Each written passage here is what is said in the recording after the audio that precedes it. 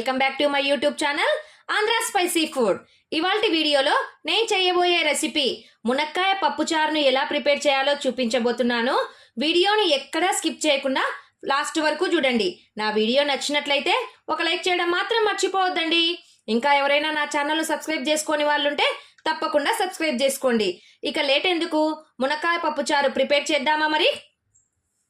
ఇక్కడ నేను పప్పు కోసము ఇక్కడ చూడండి 1 కప్ కందిపప్పును తీసుకున్నాను. ఇప్పుడు వీటిని బాగా శుభ్రంగా కడిగేసుకుందాము.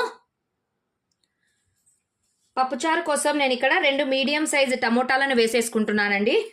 వాటితో పాటుగా ఒక 4 వెల్లుల్లి రెబ్బలను ఇలా వలిచేసుకొని ఇందులోనికే వేసేసుకోవాలి.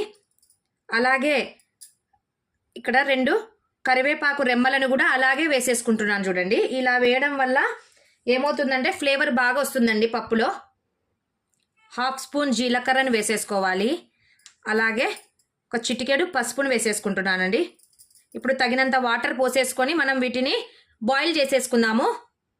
పప్పు ఉడికేంత వాటర్ని పోసేసుకోవాలండి. ఇప్పుడు స్టవ్ ఆన్ చేసేసి ఒక 3 విజిల్స్ వచ్చేంత వరకు పప్పును ఉడికించేద్దాము.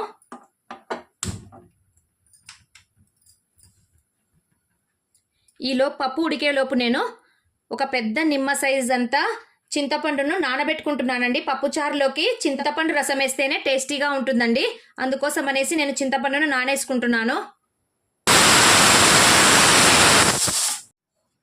3 విజిల్స్కి పప్పు బాగా మెదిగిపోయిందండి. చూడండి, ఇప్పుడు దీన్ని బాగా ఎనపేసుకుందాము.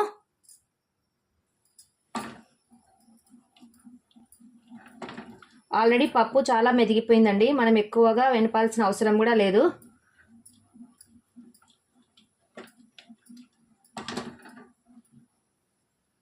చూడండి ఎంత మెత్తగా మెదిగిపోయిందో.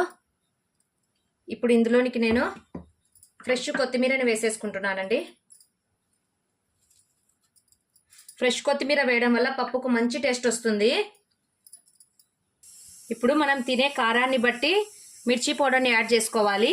నేను ఇందులోనికి 1.5 స్పూన్ మిర్చి పౌడర్ని వేసేసుకుంటున్నాను. అలాగే మనము నానబెట్టి పెట్టుకున్నాం కదండి చింతపండును బాగా పిసికేసుకొని ఆ రసాన్ని ఇందులోనికి వేసేసుకోవాలి. ఎక్కడా కూడా పీచులు లేకుండా వేసుకోవాలండి. చూడండి, ఈ విధంగా చింతపండు రసాన్ని వేసేసుకొని ఒక 2 మినిట్స్ బాగా ఉడికిద్దాము.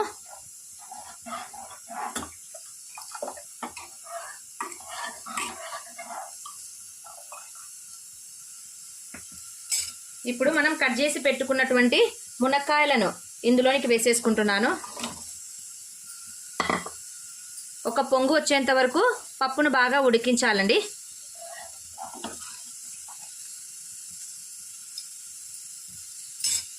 ఇందులో మిర్చి పౌడర్ యాడ్ చేసాం కదా, అది కొద్దిగా పచ్చివాసన వెళ్ళేంత వరకు పప్పును కొద్దిగా ఉడికిద్దాము.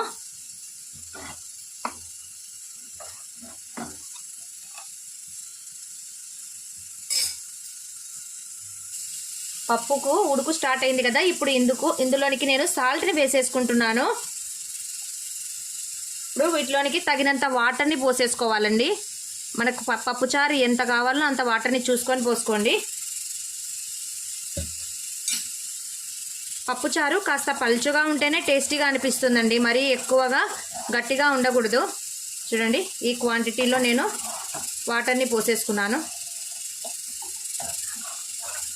సాల్ట్ మరీ ఎక్కువగా వేసుకోవద్దండి, తర్వాత చూసుకొని అడ్జస్ట్ చేసుకోవచ్చు. ఇప్పుడు ఒక విజిల్ వస్తే చాలండి, మునక్కాయలు త్వరగా ఉడికిపోతాయి కదా. ఇప్పుడు కుక్కర్ మూతను పెట్టేసేసి ఒక విజిల్ పెట్టేద్దాము.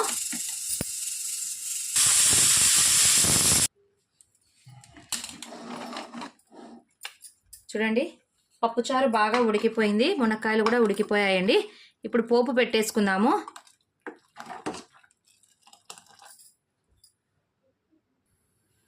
ఇప్పుడు ఒక కడాయిలో ఆయిల్ పోసేసుకుని పోపు గింజలను వేసేసుకుంటున్నాను. అలాగే ఒక 4 వెల్లుల్లి రెబ్బలను కూడా వేసేసుకుంటున్నానండి.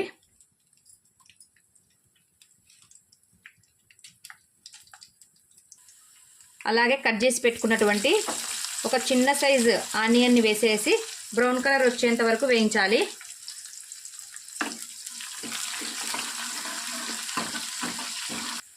ఆనియన్స్ కొద్దిగా కలర్ చేంజ్ అవుతూనే నేను ఇక్కడ ఒక 2 ఒట్టిమిరపకాయలను వేసేసుకుంటున్నానండి. కొద్దిగా కరివేపాకును కూడా వేసేసుకుంటున్నాను. ఇప్పుడు పోపు బాగా గోల్డెన్ కలర్లో వచ్చేంత వరకు వేయించుకోవాలి. చూడండి ఆనియన్స్ గోల్డ్ కలర్లోకి వచ్చేసాయి. ఇప్పుడు పోపుని పప్పులోనికి వేసేసుకుందాము. చూడండి ఫైనల్గా మునక్కాయ పప్పుచారు రెడీ అయిపోయిందండి. చూస్తుంటేనే ఎంత కలర్ఫుల్గా ఉందో చూడండి. మీరు కూడా ఈ రెసిపీని తప్పకుండా ట్రై చేయండి. నా వీడియో నచ్చినట్లయితే లైక్ చేయండి. మీ ఫ్రెండ్స్ అండ్ రిలేటివ్స్కి షేర్ చేయండి. మరిన్ని సింపుల్ అండ్ టేస్టీ రెసిపీస్ కోసం నా ఛానల్ను సబ్స్క్రైబ్ చేసుకోవడం మాత్రం మర్చిపోవద్దండి. Thank you for watching. Take care. Bye.